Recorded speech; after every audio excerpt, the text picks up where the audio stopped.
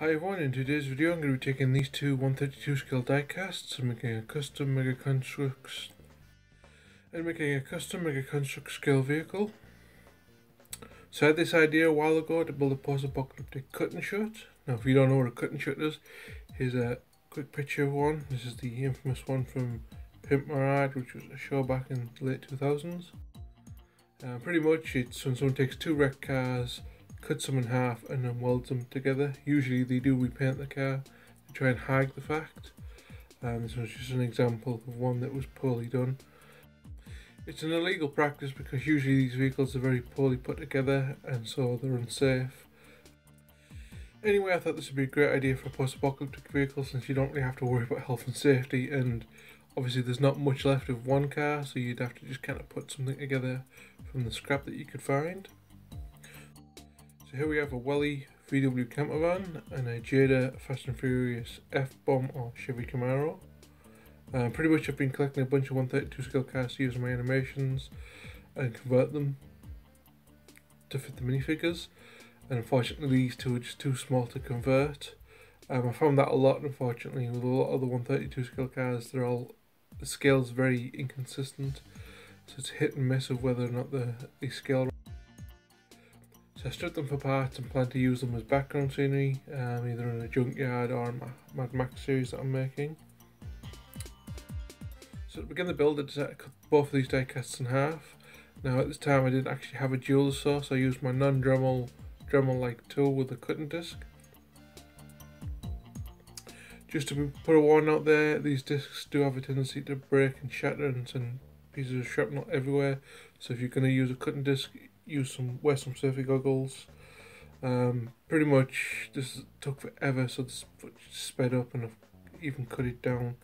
But after this I actually went out and bought a dual saw, which is a lot quicker to cut through the die cast as well as a lot safer, so I'd recommend getting one, although do buy a lot of blades because the blades do tend to break very easily.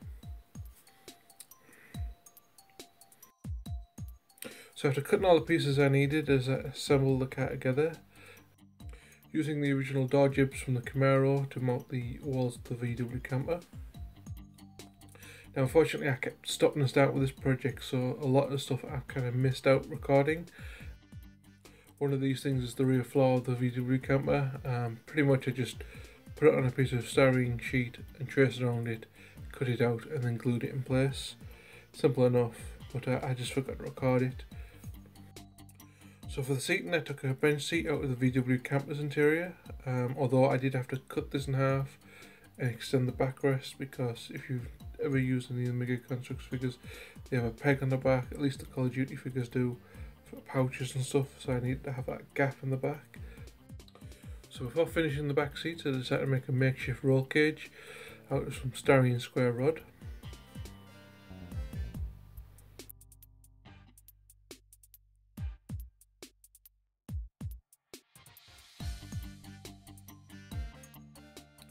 So once the roll cage was done, I added some more styrene to the backrest just to extend the height of the backrest so it would kind of match with the figures, as well as allowing that little gap there for the peg in the back of the figures.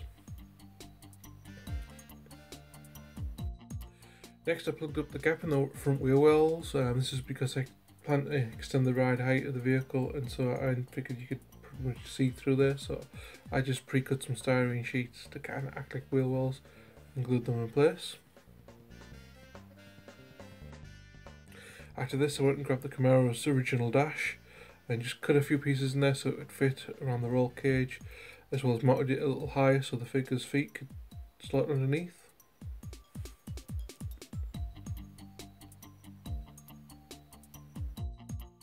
So moving on to the front axle, I took an axle from another die cast that I'd already parted out, and then just took a piece of styrene tube, split it in the middle so I could slot this over the metal axle and then glue this to the bottom of the die cast.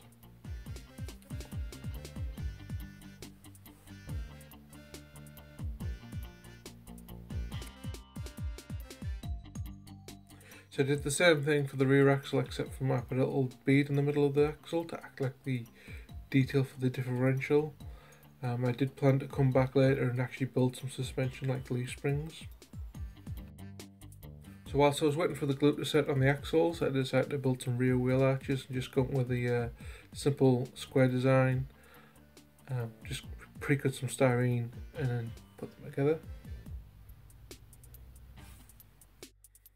So initially this was going to be like a twin engine buggy with the Camaro's engine up front and the VW's engine in the back, but I couldn't really find another engine to put in the back, and in the end I decided it would make much more sense to this be like a haulage vehicle or some kind of scrap merchant's vehicle that just hauls junk around to trade with various settlements.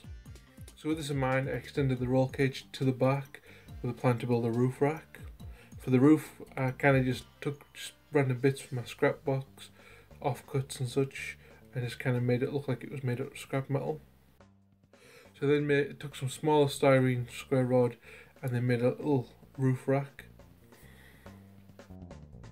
As for the front bumper, I just made this out of some C-shaped styrene.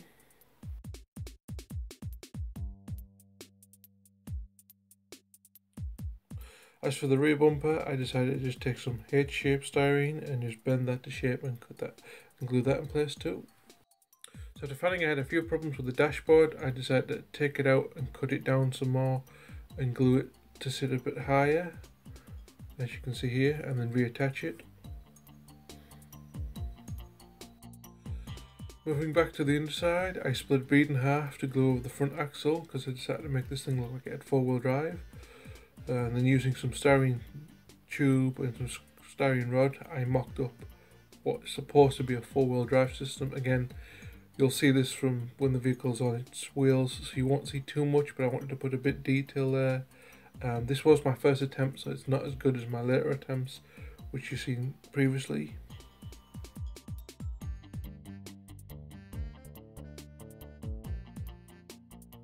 Next, I decided to make some armour for the driver using some more scrap from my scrap box and some small styrene rod to kind of act like a mesh window screen.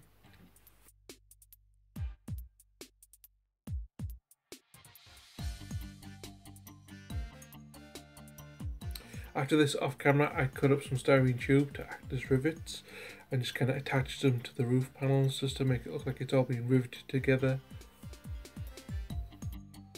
Following this, I decided to make the exhaust out of some styrene rod. Now originally I was going to have it stick out the back like you would see in a normal car, but this being an apocalyptic vehicle, it was probably salvaged from another vehicle and they kind of just mounted it to the side just because it made it easier. Obviously, if you're loading things into the back of a vehicle, the last thing you want is to be, you know, hovering over a very hot pipe. After this, I decided to make a step ladder and just use some small square inch styrene, the same I used for the roof rack, and then glued it in place. Finally, I got around to making the leaf springs. Again, I used a small styrene square and then just cut some lengths of styrene sheet to act like the leaf springs, although thinking back I should have used multiple, as if you've ever seen leaf springs in real life, it's not just one piece, it's like several of them laid together, and I only did one here, which is kind of a mistake on my end, but I kind of built this thing a while ago. I kept stopping and starting, and just it was a side project that got shelved and just kept getting bits and pieces done to it, hence it's lacking in some areas, it's more detailed than others.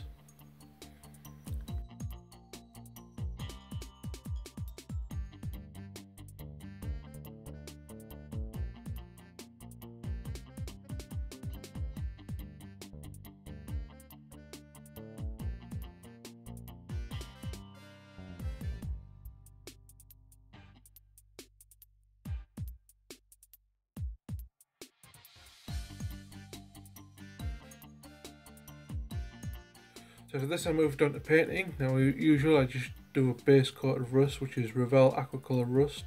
Pretty much most of the paints I use are Revell Aquacolor because they're water based and easier to use, although I will say if I use another colour.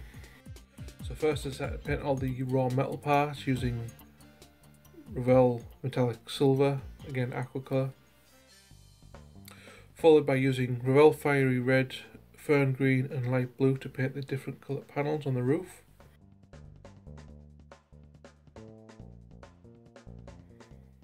So for the VW camper, I want to keep that two-tone paint job that they usually have. So I started with some Revell matte white and then used some Revell light blue just to give it that two-tone paint job. I did forget to record me painting the Camaro because I did use Revell yellow.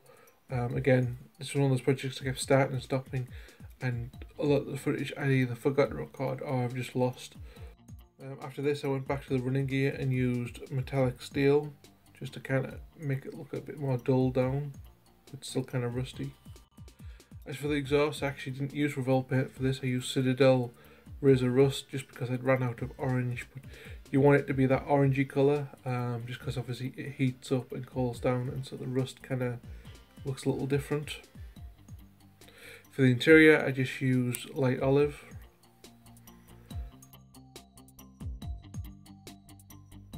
I then went back over all the panel lines with some rust just to kind of highlight them a bit more.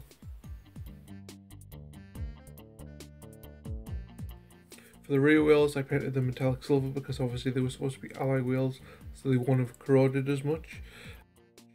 As for the front, I figured they would be steelies, so they would have rusted up and just be very pitted by this point, and just used some Revell steel. And finally I finished everything off with a custom black wash. I used to use Citadel Null Oil, but I ran out and then just started making my own.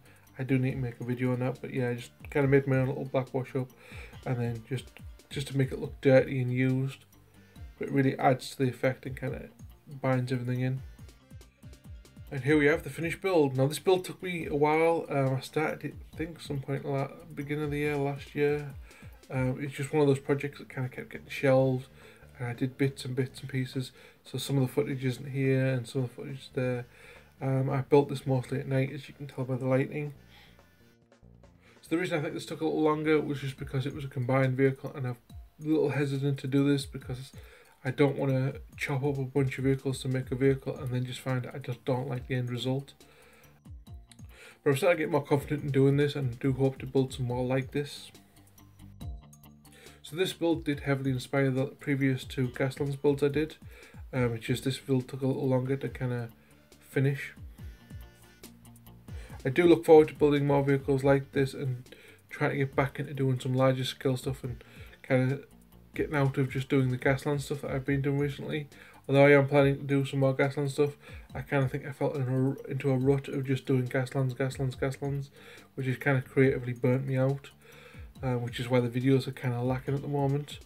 But I'm hoping to get back into the swing of things, finish up a bunch of projects that were kind of shelved, and get back into animating as well.